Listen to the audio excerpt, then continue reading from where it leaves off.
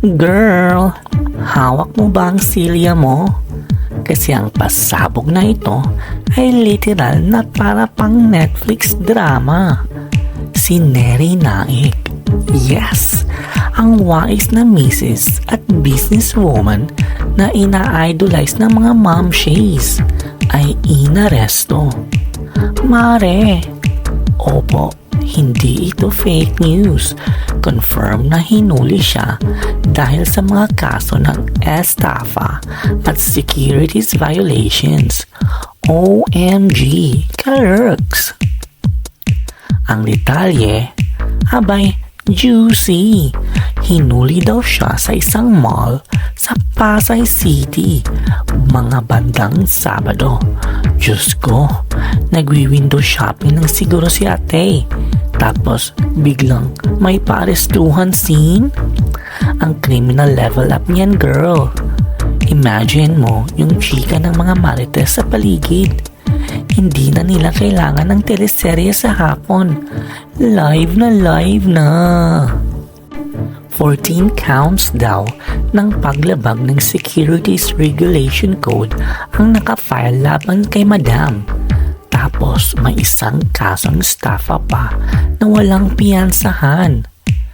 Yung 14 violations pa lang, may piyansa na 126,000 bawat isa. Compute mo mare, milyon na agad yan. Pero teka, yung walang piyansa, parang sinabing sorry ka na lang, stay ka muna sa rehas. Oh my gulay, hindi ko kinaya. At kung akala mo tapos na ang shock factor, hindi pa. Sinasabi sa mga reports na top 7 most wanted person daw si Neri sa station level. Ano ba to mare? FBI files? Gaano kaya kalala ang mga kaso para makarating sa ganitong level ng drama? Parang pang ASAP opening number ang bigat. Hanggang ngayon, tahimik pa ang kampo nila. Si Chito Miranda, ang kanyang rockstar hobby, wala pa ring pahayag. Feeling ko, nag-i-emote siya habang kumakanta ng harana sa skulok. Kung ako sa kanila, damage control agad kasi super viral na ito sa social media. Ang dami nang nagpapaka-judge sa comment section. Pero syempre, hintayin natin ang side nila. Baka naman may plot twist dito na di natin alam, di ba?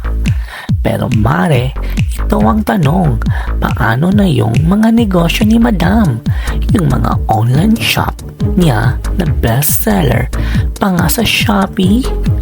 Yung paandar niya na mompreneur tips na laging viral. Ang credibility factor, girl, laglagan na. Diyos ko, mukhang PR nightmare ito. Abangan natin kung ano pang paandar sa susunod na kabanata. Stay tuned sis, kasi ang ganitong level ng chika ay parang kape. Mainit, matapang at hindi mo kayang bitawan. Gigil match ako dito.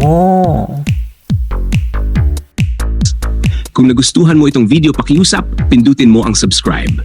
Seryoso, pindot na ngayon na. Isang click lang, promise, hindi ka mahirapan. Tapos, paki-follow mo na rin kami. Kung gusto mo ng mas marami pang ganitong content, gawin mo na. Please, huwag mong kalimutang i-like rin ito. Napakadali lang, malaking tulong na yon. At higit sa lahat, pakiusap, i-share mo ito. Bigyan mo rin ng chance ang mga kaibigan mo na makita ito. Sige na please. Salamat, ang bait mo talaga.